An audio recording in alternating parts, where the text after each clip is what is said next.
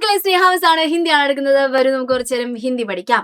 അപ്പൊ ഇന്ന് നമ്മൾ പറയാൻ പോകുന്നത് നമ്മുടെ എക്സാമിന് വരാൻ സാധ്യതയുള്ള ഒരു ക്വസ്റ്റ്യൻ ആണ്. ഒരു ടൈപ്പ് ക്വസ്റ്റ്യൻ ആണ്. നമ്മുടെ ഏത് പാഠത്തിൽ നിന്ന് വരും എന്നറിയില്ല, പക്ഷെ ഈ ഒരു മോഡൽ ക്വസ്റ്റ്യൻ നമുക്ക് ഉണ്ടാകും. അതിൽ ഏറ്റവും ഇമ്പോർട്ടന്റ് ആയിട്ടുള്ള ആദ്യത്തെ ക്വസ്റ്റ്യൻ ആണ് വാക്യോം കോ ആകെ ബഡേ എന്ന് പറയുന്നത്. അപ്പൊ കഴിഞ്ഞ പ്രാവശ്യമൊക്കെ എന്താണ് മക്കൾ ഇത് ഇങ്ങനെ ഒരു പുതിയൊരു ഇതെന്താ ഇപ്പൊ ചെയ്യേണ്ടത് എന്നുള്ള ഡൗട്ടിൽ കുറെ മക്കൾ നിന്നിട്ടുണ്ടാവും. ആ ഡൗട്ട് ഒന്നും വേണ്ട, നമുക്ക് ഇത് എന്താ ചെയ്യേണ്ടത് എന്ന് കറക്റ്റ് ആക്കി തരാം. ഒന്നില്ല, വാക്യ പിരമിഡ് പോലെ എഴുതുന്ന ഒരു സംഭവമാണ്. ഇതിനു മുമ്പ് നമ്മൾ പറഞ്ഞിട്ടുണ്ടായിരുന്നു. ഇനിയിപ്പം പരീക്ഷയ്ക്ക് തെറ്റിച്ച് പോയിട്ടുള്ള ആൾക്കാർ എന്ത് ചെയ്യരുത്, ക്രിസ്മസ് എക്സാമിന് ഇതേ ഒരു പ്രശ്നം ഉണ്ടാക്കരുത്. അതുകൊണ്ടാണ് നമ്മൾ പറഞ്ഞു തരുന്നത്. പിന്നെ വേറൊരു മോഡൽ ക്വസ്റ്റ്യൻ ഉണ്ട്, അത് നമ്മൾ ഡിസ്കസ് ചെയ്യും കേട്ടോ. അപ്പൊ ഈ മോഡൽ ക്വസ്റ്റ്യൻ എക്സാമിന് നിങ്ങൾ പഠിച്ചാൽ മാത്രം പോരാ, പെട്ടെന്ന് വേറൊരു ടൈപ്പ് ഓഫ് ക്വസ്റ്റ്യൻ പാറ്റേൺ നിങ്ങൾ എന്ത് ചെയ്യണം, മനസ്സിലാക്കിയിട്ടുണ്ടാവണം അല്ലെ. ഇങ്ങനെ ഒരു പാറ്റേണിൽ എന്തായാലും ഒരു ക്വസ്റ്റ്യൻ വരും. അത് ഏത് പാഠത്തിൽ നിന്നുള്ളതല്ല, നിങ്ങൾ ഇങ്ങനെ വന്നിട്ടുണ്ടെങ്കിൽ എഴുതാൻ വളരെ ഈസിയാണ് കേട്ടോ. അപ്പൊ നോക്കാം, വാക്യോം കോ ആകെ ബഡേ എന്ന് വെച്ചാൽ വാക്യത്തിനെ എന്താണ് മുന്നോട്ട് എഴുതാൻ വേണ്ടിയിട്ടാണ്. മക്കൾ കണ്ടിട്ടുണ്ടാവും എപ്പോഴും നമ്മുടെ ഇങ്ങനെയാണ് ക്വസ്റ്റ്യൻ വരാൻ പോകുന്നത്. ഇത് നമുക്ക് തന്നിട്ടുള്ളത് നമ്മുടെ ജബ് ഹം ധീരെ ചലത്തെ ഹേ എന്ന് പറയുന്ന പാഠത്തിൽ നിന്നുമാണ്. ഓക്കെ, നമ്മൾ നോക്കുകയാണെ, അതായത് ഒരു സെന്റൻസ്, ഒരു വാക്യം മക്കൾക്ക് തന്നിട്ടുണ്ടാവും. എന്നിട്ട് ബ്രാക്കറ്റിൽ എന്ത് തരും, 1, 2, 3 സെന്റൻസുകൾ മക്കൾക്ക് വേറെയും തരും.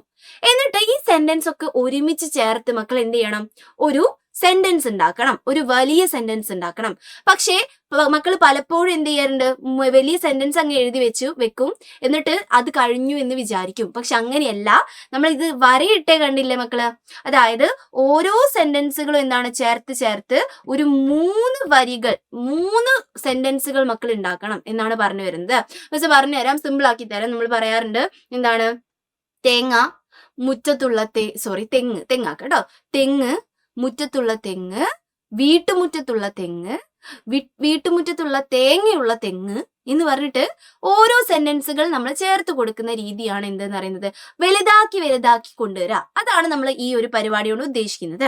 അപ്പൊ മക്കൾ നോക്കട്ടെ, ശ്രദ്ധിക്കുക. അപ്പൊ ഇനി ഇങ്ങനത്തെ ക്വസ്റ്റ്യൻ വന്ന പല മക്കളും കഴിഞ്ഞ പ്രാവശ്യം തെറ്റിച്ച് വെച്ചിട്ടുണ്ടായിരുന്നു. ഇത് അതായത് വലിയൊരു ലോങ് സെന്റൻസ് ഉണ്ടാക്കി എഴുതി വെച്ചു. അങ്ങനെയല്ല, നമ്മൾ കൂട്ടി 3 സെന്റൻസോളം ഉണ്ടാക്കണം എന്നുള്ള കാര്യം ആലോചിക്കട്ടെ മക്കള്. അപ്പൊ ആദ്യം നമുക്ക് തന്നിട്ടുള്ള സെന്റൻസ് ഇതാണ്, ഇസ്കാ മക്സദ്, ഇതിന്റെ ലക്ഷ്യം എന്നുള്ളതാണ്. അപ്പൊ ഇങ്ങനത്തെ സെന്റൻസ് വന്നു കഴിഞ്ഞാൽ മക്കൾ ആദ്യം എല്ലാത്തിന്റെ അർത്ഥവും മനസ്സിലാക്കണം, എന്നിട്ട് മലയാളത്തിൽ ഒരു അർത്ഥം ഉണ്ടാക്കി വെക്കണം. നോക്ക, ഇതിന്റെ ലക്ഷ്യം എന്നുള്ളതാണ് നമുക്ക് ആദ്യം തന്നിട്ടുള്ള സെന്റൻസ്. ഓക്കെ, എന്നിട്ട് ഇവിടെ തന്നത് എന്താണ്, പ്രൊജക്ട് എന്ന് തന്നിട്ടുണ്ട്. ഓക്കെ, അനുഭവിക്കുക എന്ന് തന്നിട്ടുണ്ട്. സ്ലോ ഡ്രൈവിംഗ് ഒക്കെ എന്താ നമുക്ക് അറിയില്ലേ, സ്ലോ ഡ്രൈവിംഗ് എന്നും തന്നിട്ടുണ്ട്. ഇനി ഇത് വെച്ചിട്ട് മക്കളൊന്ന് ഒരു മലയാളത്തിൽ ഒരു സെന്റൻസ് ഉണ്ടാക്കി നോക്കിക്കേ, ഇതിന്റെ ലക്ഷ്യം. ഓക്കെ, നെക്സ്റ്റ് നമുക്ക് എന്ത് എഴുതാം, ഈ പ്രൊജക്ടിന്റെ ലക്ഷ്യം എന്ന് എഴുതാം. ഓക്കെ, നെക്സ്റ്റ് നമുക്ക് എന്ത് എഴുതാം, ഈ പ്രൊജക്ടിന്റെ ലക്ഷ്യം അനുഭവിക്കുക എന്നുള്ളതാണ്.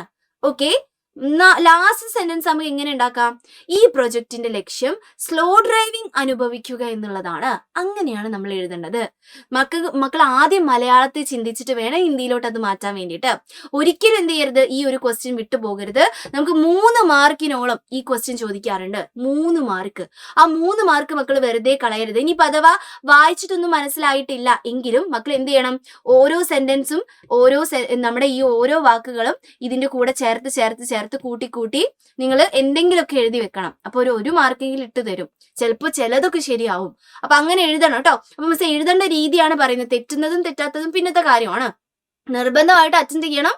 പിന്നെ എഴുതേണ്ട രീതി എന്താണ്, ആ സെന്റൻസിന്റെ കൂടെ ഒരു സെന്റൻസ് ചേർക്കുന്നു, പിന്നെ ഇവിടെ എഴുതിയതിന്റെ കൂടെ ഒരു സെന്റൻസും കൂടി ചേർക്കുന്നു, പിന്നെ ഇതിന്റെ കൂടെ മറ്റൊരു സെന്റൻസും കൂടി ചേർക്കുന്നു. അങ്ങനെ കൂട്ടി എഴുതാം കേട്ടോ. ഓക്കെ, ഇതിന്റെ അർത്ഥം, ഇതിന്റെ ശരിയായിട്ടുള്ള ആൻസർ ഇത് ഇവിടെ തന്നിട്ടുണ്ട്. മക്കൾ ശ്രദ്ധിച്ച് കേൾക്കുക. ഇസ്കാ മക്സദ്, നമ്മൾ മലയാളത്തിൽ പറഞ്ഞ സാധനം തന്നെ മിസ് ഹിന്ദിയിലോട്ട് മാറ്റിയെന്നുള്ളൂ കേട്ടോ. ഇസ്കാ മക്സദ്, ഇതിന്റെ ലക്ഷ്യം എന്ന് പറഞ്ഞിട്ട് നമ്മൾ എന്ത് എഴുതി നോക്കിക്കുക, പ്രൊജക്ട് എന്ന് പറഞ്ഞ വാക്ക് നമ്മൾ എന്ത് ചെയ്യാണ്, ചേർത്ത് കൊടുക്കുകയാണ്. ഈ പ്രൊജക്ടിന്റെ ലക്ഷ്യം എന്നാക്കി കൊടുത്തു. നമ്മൾ നോക്കുക, ശ്രദ്ധിച്ചോളെ മിസ് വേറെ കളറിലിട്ട് തരാം. ഇസ്കാ മക്സദ് അങ്ങനെ തന്നെ വെച്ചു. പ്രൊജക്ട് നമ്മൾ ഇവിടെ ചേർത്ത് കൊടുത്തു. നോക്കുക, ഈ പ്രൊജക്ടിന്റെ ലക്ഷ്യം എന്നുള്ളതാക്കി കൊടുത്തു. ഇനി നമുക്ക് എന്താ പറഞ്ഞത്, ഈ പ്രൊജക്ടിന്റെ ലക്ഷ്യം അനുഭവിക്കുക എന്നുള്ളതാണ്. ഈ പ്രൊജക്ടിന്റെ ലക്ഷ്യം എന്താന്നാ പറഞ്ഞിട്ടുള്ളത്, ഈ പ്രൊജക്ടിന്റെ ലക്ഷ്യം എന്താന്നാ പറഞ്ഞത്, അനുഭവ് ലേനാഥ. നമ്മൾ അനുഭവ് ലേനാഥ പുതിയതായിട്ട് ചേർത്ത് കൊടുത്തു. ഇനി നമുക്ക് എന്തും കൂടി ചേർത്ത് കൊടുക്കണം, സ്ലോ ഡ്രൈവിംഗ് കൂടി ചേർത്ത് കൊടുക്കണം. അപ്പൊ നമ്മൾ മലയാളത്തിൽ ആലോചിക്കുകയാണ്, ഈ പ്രൊജക്ടിന്റെ ലക്ഷ്യം എന്ന് പറയുന്നത് സ്ലോ ഡ്രൈവിംഗ് അനുഭവിക്കുക എന്നുള്ളതാണ്. അപ്പൊ ഈ ഒരു അനുഭവ് ലേനാത്തതിന്റെ നടുവിൽ നമ്മൾ എന്തിട്ട് കൊടുക്കണം, സ്ലോ ഡ്രൈവിംഗ് ഇട്ട് കൊടുക്കണം. ഇത് നമ്മൾ അതിന്റെ അർത്ഥം മനസ്സിലാക്കി എഴുതുന്ന പരിപാടിയാണ് കേട്ടോ. അത് നന്നായിട്ട് സെന്റൻസിന്റെ സ്ട്രക്ചറിനനുസരിച്ച് എഴുതാന്നുള്ളതാണ്.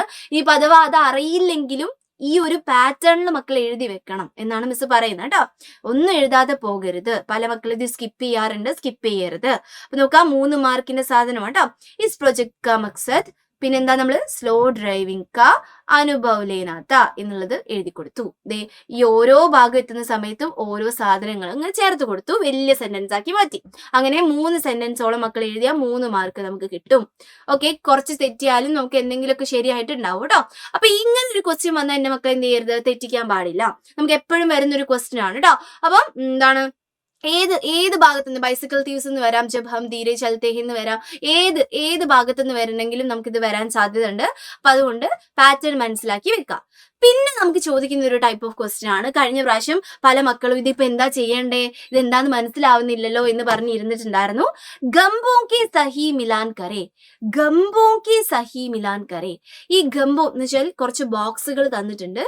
ഈ ബോക്സ് എന്ത് ചെയ്യാനാ മക്കളോട് പറഞ്ഞിട്ടുള്ളത്, മാച്ച് ചെയ്ത് കൊടുക്കാനാണ്. സംഭവം മാച്ച് ദ ഫോളോവിങ് തന്നെയാണ്, പക്ഷെ ആള് കുറച്ച് ഡിഫറെന്റ് ആണ്. കണ്ടപ്പോ മക്കൾക്ക് ഫുള്ള് കൺഫ്യൂഷൻ അടിച്ചിട്ടുണ്ടാവും, ഇതിപ്പോ എന്താ ചെയ്യണ്ടേ എന്ന് മനസ്സിലാവുന്നില്ലല്ലോ, ഇതൊരു പുതിയ രീതിയാണല്ലോ എന്നുള്ള തോന്നലൊക്കെ ഉണ്ടായിട്ടുണ്ടാവും. മിസ് കറക്റ്റ് ആക്കി തരാം. ഇങ്ങനെയുള്ള ക്വസ്റ്റ്യൻ എന്തായാലും നമ്മുടെ എക്സാമിന് വരും. അത് ഏതോ പാഠത്തിൽ നിന്നായിരിക്കും വരിക. ഇവിടെ നമുക്ക് തന്നിട്ടുള്ള നമ്മുടെ ബൈസിക്കിൾ തീവ്സ് ഒരു എക്സാമ്പിൾ ആണ്.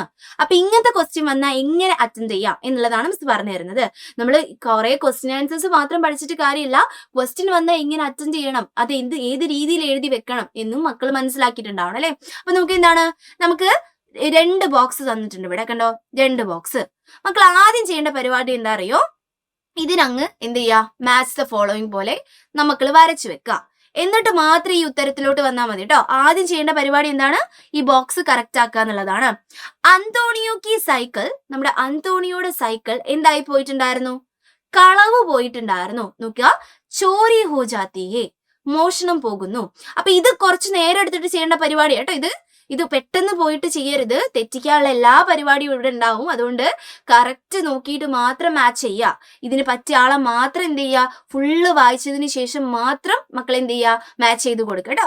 ഓക്കെ, രണ്ടാമത്തെ ഇതാണ്, ബൈസിക്കിൾ കാ മാലിക് അന്തോണിയോക്കോ, ബൈസിക്കിളിന്റെ ഉടമസ്ഥൻ അന്തോണിയോയെ, നമ്മുടെ അന്തോണിയോ അല്ലെ, നമ്മുടെ ഹീറോയെ എന്ത് ചെയ്തിട്ടുണ്ടായിരുന്നു, ജാനേ ദേത്താ ഹേ, പോകാൻ അനുവദിച്ചു.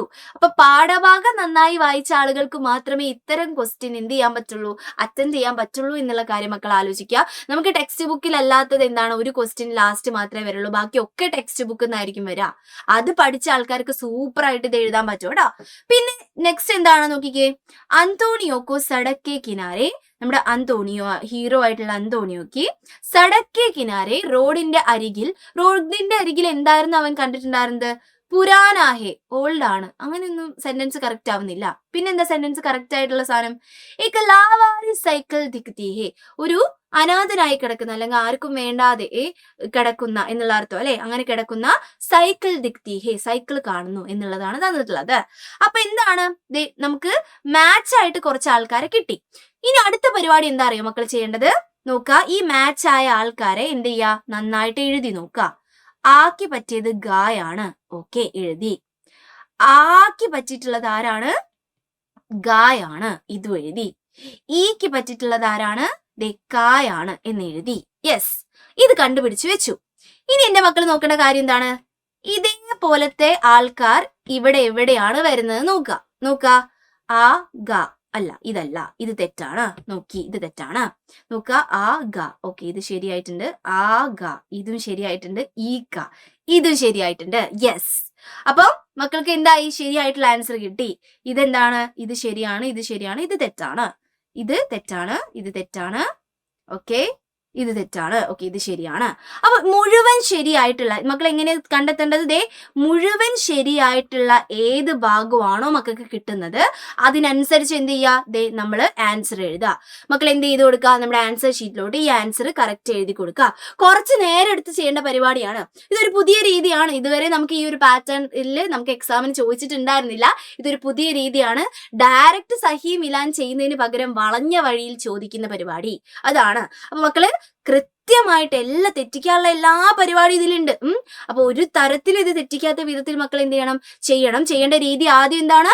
ഇത് ആദ്യം നന്നായിട്ട് മാച്ച് ചെയ്ത് വെക്കുക. മാച്ച് ചെയ്തതിന് ശേഷം ഇതും മക്കൾ എന്ത് ചെയ്യുക? മാച്ച് ചെയ്ത് വെക്കുക. എന്നിട്ട് അത് ചേർന്നിട്ടുള്ള ആൾക്കാർ ഇത് ഇവിടെ എവിടെയെങ്കിലും ഉണ്ടോ നോക്കുക. എല്ലാം ശരിയാവുന്ന ആൾക്കാരെ എടുത്തിട്ട് എഴുതുക. ഇതാണ് നമ്മുടെ പരിപാടി കേട്ടോ. അപ്പൊ ഇങ്ങനത്തെ ക്വസ്റ്റ്യൻ ഇത് ഏത് പാഠത്തുനിന്ന് വേണമെങ്കിലും വരാം. അപ്പൊ ഏത് പാഠത്തുനിന്നും വന്നോട്ടെ, ഈ രീതിയിലാണ് മക്കൾ എന്ത് ചെയ്യേണ്ടത്?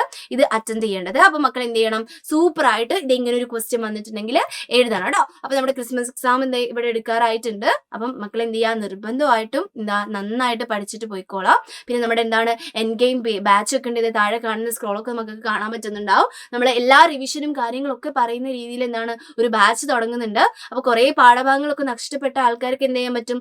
ഇപ്പൊ തന്നെ എന്ത് ചെയ്യാം? ഇതിലൊന്ന് വിളിച്ചു പറയുകയാണെങ്കിൽ നമുക്ക് ഓഫറും ഉണ്ട്. അപ്പം നമ്മുടെ ഓഫറൊക്കെ തീരാറായിട്ടുണ്ട്. ഒരുപാട് കുട്ടികൾ ജോയിൻ ചെയ്ത് കഴിഞ്ഞു. അപ്പൊ എൻ ഗെയിമിൽ എന്ത് ചെയ്യുക? എന്റെ മക്കൾ വേഗം ചേരുക. എന്നാൽ തന്നെ നമുക്ക് എന്ത് ചെയ്യാൻ പറ്റും? നമ്മുടെ ആനുവൽ എക്സാം സൂപ്പറായിട്ട് നമുക്ക് എഴുതാൻ പറ്റും കേട്ടോ. അപ്പം അതിന് വേണ്ടിയിട്ട് എല്ലാവരും ഒന്ന് വേഗം വിളിക്കുക. അപ്പം നമ്മുടെ ക്രിസ്മസ് എക്സാം എന്ത് ചെയ്യണം? നമ്മളിപ്പോൾ തൽക്കാലം എന്ത് ചെയ്യണം? സൂപ്പറായിട്ട് എഴുതണമെങ്കിൽ ഇക്കാര്യങ്ങളൊക്കെ പഠിച്ചിട്ട് പോകണം. അപ്പൊ മെഗാ മാരത്തോണിൽ ഇതിലും കൂടുതൽ ക്വസ്റ്റ്യനുമായിട്ട് മിസ്സും അൻസാറും നമ്മുടെ ബാബു സാറും ഒക്കെ വരുന്നതായിരിക്കും. അപ്പൊ നന്നായിട്ട് പഠിക്കുക. All the best. Bye bye.